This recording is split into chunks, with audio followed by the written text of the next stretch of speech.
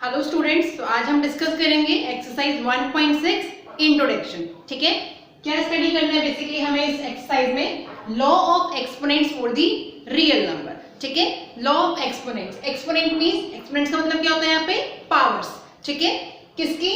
Real number, क्योंकि हमें real number के लिए स्टडी करना है लॉ ऑफ एक्सपोनेंट्स। तो हम अगर रियल नंबर के ऊपर पावर आ जाती है तो उसकी कितने तरह के फॉर्मूलेस बन सकते हैं, कितने तरीके से हम उसको सॉल्व कर सकते हैं, तो ये सब हम इस इंट्रोडक्शन वीडियो में स्टडी करेंगे। ठीक है, यहाँ बोर्ड पे मैंने 7 फॉर्मूलाज ऑलरेडी लिखा हुआ है ताकि हम डायरेक्ट एग्जांपल के थ्रू इनको जल्दी से एक्सप्लेन कर सकें। तो let's come to the very first formula, but before that let me tell you there are certain conditions you need to apply on the real number। देखिए, for any real number a greater than 0, b greater than 0, यहाँ पे जो भी हम real number लेंगे, आपको formula में दिख रहा होगा a b कुछ रियल नंबर से, राइट? तो ये हमेशा क्या होनी चाहिए?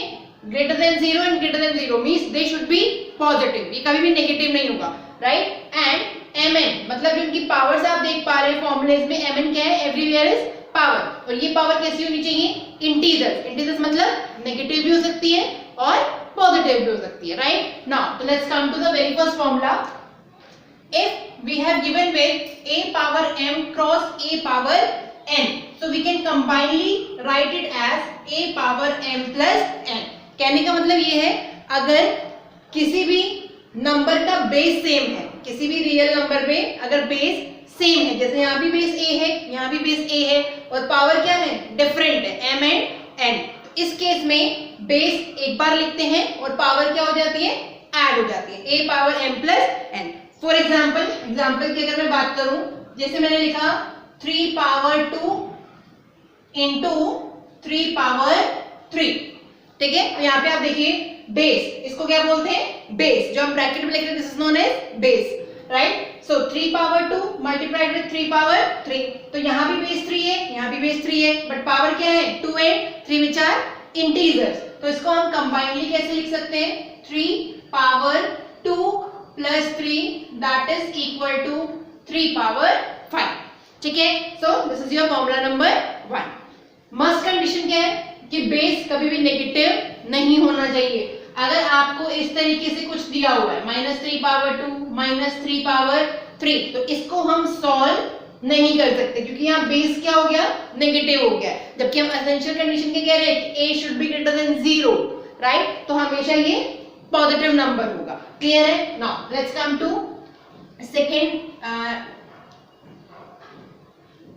Second formula, a power m upon a power n। अभी यहाँ दो नंबर्स मल्टीप्लाई में थे विद डिफरेंट पावर, अब यहाँ सेम नंबर डिवीजन में है, तो डिवीजन में हम क्या करते हैं? जैसे वहां ऐड कर रहे थे, तो यहाँ क्या होगा? न्यूमरेटर में से डिनोमिनेटर की पावर सबट्रैक्ट हो जाएगी, तो a power m upon a power n can be written as a power m minus n। जो ऊपर जाएगा वो चेंज होके जाएगा साइन के साथ। ठीक है, सो जैसे अगर मैंने एग्जांपल लिया, let's say 3 power 5 upon 3 power 2, base same है, पावर चेंज है, तो इसको हम कैसे लिख सकते हैं? बेस 1 टाइम और इस 2 पावर को ऊपर लेके जाएंगे 5 के पास, 5 यहाँ ऑलरेडी है, देखिए इसको ऊपर लेके जाओगे तो माइनस का 2 हो जाएगा, so it will be 3 power 5 minus 3, so you will get 3।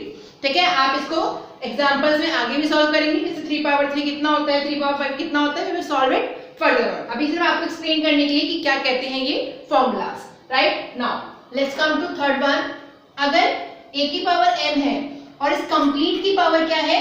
n है, तो दोनों पावर्स आपस में क्या हो जाती है? मल्टीप्लाई। तो we can write it as a power m cross n, और फर्दर कैसे लिख सकते हैं? a power m n। ठीक है, फॉर एग्जांपल जैसे मैंने लिखा, let's say 2 power 3 and whole power 2।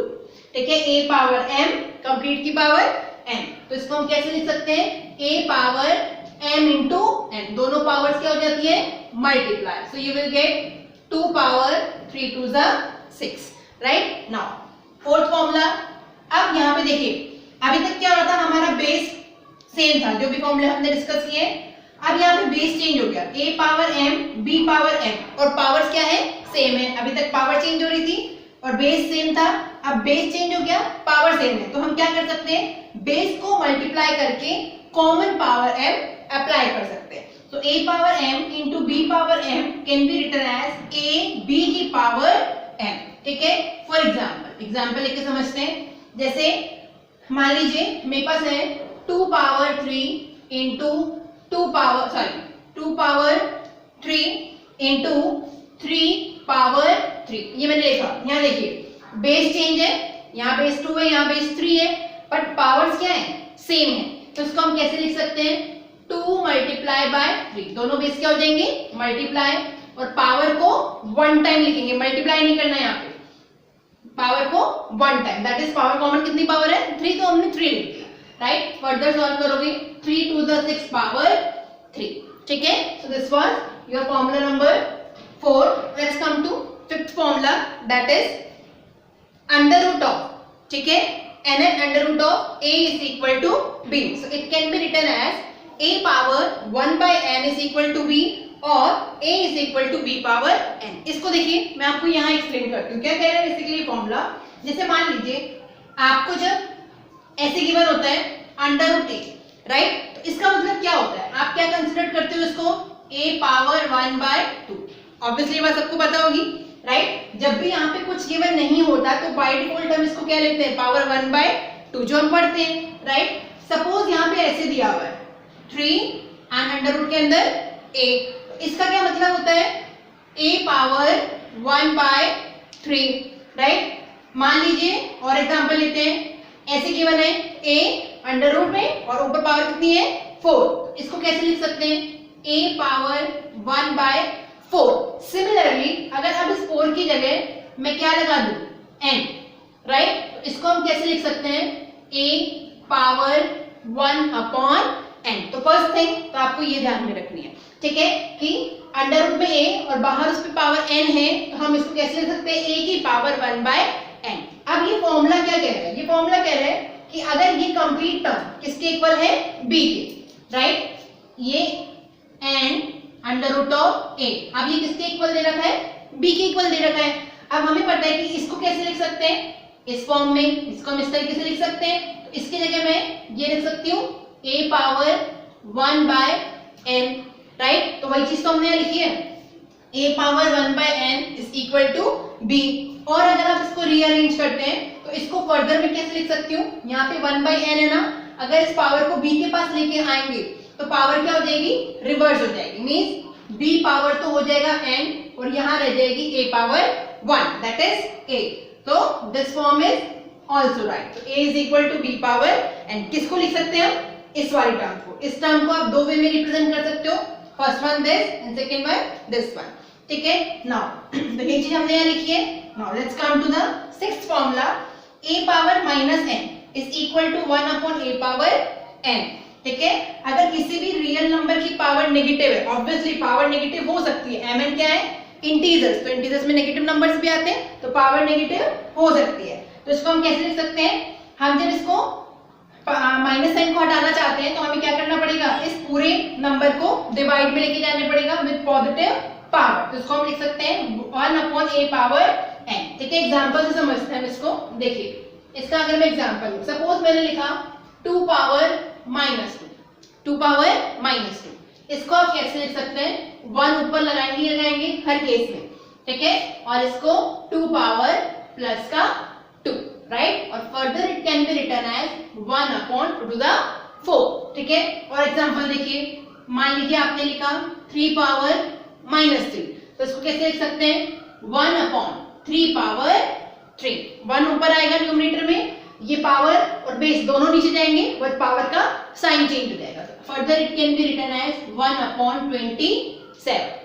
ठीक है, तो I hope you all are understand these formulas very well. Now the very important formula is formula number 7, जिसमें बच्चे अक्सर कंफ्यूज हो जाते हैं, but this is so simple. अगर आपको ये वाली प्रॉपर्टी अच्छे से समझ में आ गई है तो ये ऑब्वियसली समझ में आ जाएगी. ठीक है, तो लेट्स डिस्कस. तो 7th फॉर्मूला हमारा है a power m upon n. It can be written as a power 1 by n complete power m further equal to nth root of a whole power m. और again it can be written as, दो way में हम इसको represent कर सकते हैं. ठीक है, a power m upon n को फिर से ऐसे लिख सकते हैं, a power m complete power 1 by n और nth root of under root a power m. ठीक है, अभी मैंने कैसे लिखा, आइए इसको समझते हैं. सबसे पहले मेरे पास था a power m upon n। देखिए m अपॉन n को क्या मैं ऐसे लिखूं, a power m into 1 upon n। कोई इम्पैक्ट हुआ? नो। ठीक है, m क्रॉस 1, m और नीचे n है तो m अपॉन n ही मिलेगा, राइट। फर्दर मैं इसको लिख सकती हूँ a पावर, ठीक है, 1 अपॉन n और कंप्लीट पावर n। देखिए किस प्रॉपर्टी से, प्रॉपर्टी नंबर दिस वन। ठीक है, ये प्रॉपर्टी आप देख रहे हैं a power m cross n है, तो इसको हम कैसे लिख सकते हैं, a पावर m ब्रैकेट में और कंप्लीट की पावर n। तो वही फॉर्म मैंने यहाँ की है कि एक पावर को तो मैंने अंदर ले लिया, a पावर 1 बाय n कर दिया, ऊपर क्या लगा दी, कॉमन पावर n। आप चाहते तो यहीं पे देखिए इसको m को अंदर ले लेते और इस कंप्लीट की पावर क्या लगा देते, 1 अपॉन n। ठीक है, दोनों में मैंने आपको रिप्रेजेंट करना बता दिया, एक बार 1 बाय n को पावर ले ली और एक बार m को पावर ले लिया। ठीक है, नाउ फिर से देखिए इसको आप क्या लिख सकते हो, जो हमने ऊपर लिखा था a पावर 1 बाय n, अभी अभी हमने स्टडी किया था a power 1 upon n is equal to b है, तो इसको हम कैसे लिख सकते हैं, a power nth root of a is equal to b। इस तरीके से लिख सकते हैं a पावर 1 बाय n को हम कैसे लिखते हैं, nth रूट ऑफ a। तो इसको मैं क्या लिखूं, under root nth of a इस फॉर्म में, और इस कंप्लीट की पावर कितनी है, m। देखिए ये चीज तो मैंने यहाँ फॉर्मूला में लिखी है, under root of a complete power m, तो ये चीज यहाँ से आ गई। नाउ नेक्स्ट थिंग देखिए सेकंड वाला फॉर्मूला कैसे आएगा, फिर इसको मैंने a power m complete power 1 by n लिखा है, तो अगर कंप्लीट पावर 1 बाय n है इसका मतलब क्या है कि ये a अपॉन m का कौन सा रूट है, nth रूट है।